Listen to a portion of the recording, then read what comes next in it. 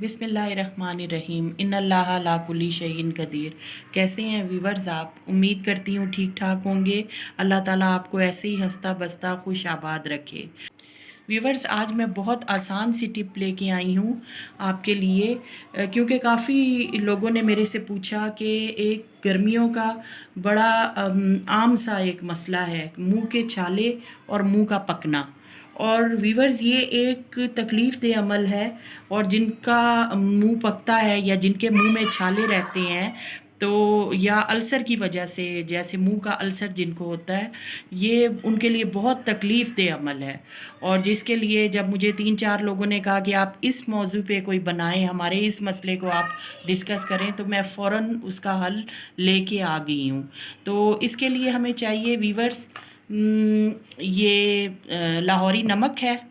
ये देखें, ये इस तरह से बारीक होता है, इसमें कोई जो है वो ज़र्रा रेत की तरह नहीं होता, ये बिल्कुल बारीक होता है जैसे पाउडर की शेप में। और ये मेरे पास तिल का तेल है। तो वीवर्स, अब हम ये करेंगे कि यहाँ पे मैं ले लूँगी तकरीबन हाफ चम्मच नमक का, और फिर इसके अंदर मैं शामिल कर लूँगी 1 चम्मच तिल के तेल का। आपको पता है कि नमक भी जो है वो हमारा जो दर्द है उसको खींचता है। नमक में ऐसी खसूसियात पाई जाती हैं कि ये दर्द को खींचने की सलाहियत रखता है और किसी भी ज़ख़म को भर सकता है। और जो तिल का तेल है वो तो एंटीसेप्टिक है, मतलब इसमें इतनी खसूसियात हैं तिल के तेल में कि जिसके ऊपर मुझे कभी अलहदा से जो है वो बनानी पड़ेगी वीडियो।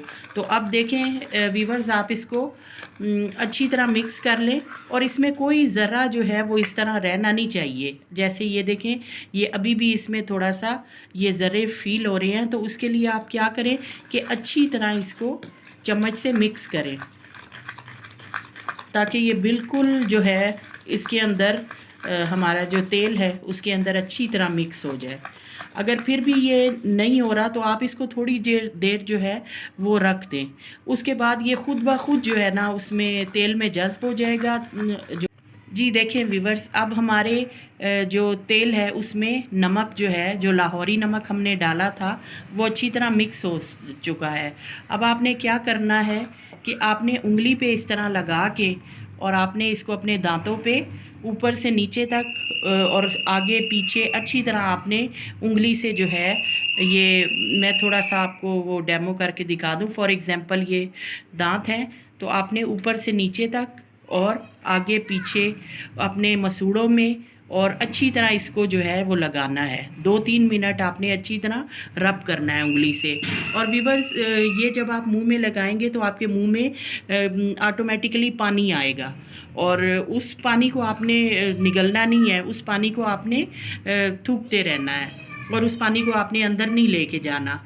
फिर इसी तरह जब आप तकरीबन 5 मिनट कर लेंगे, तो उसके बाद आपने वीवर्स ठंडे पानी का एक गिलास लेके और आपने उससे कुलियाँ करनी है।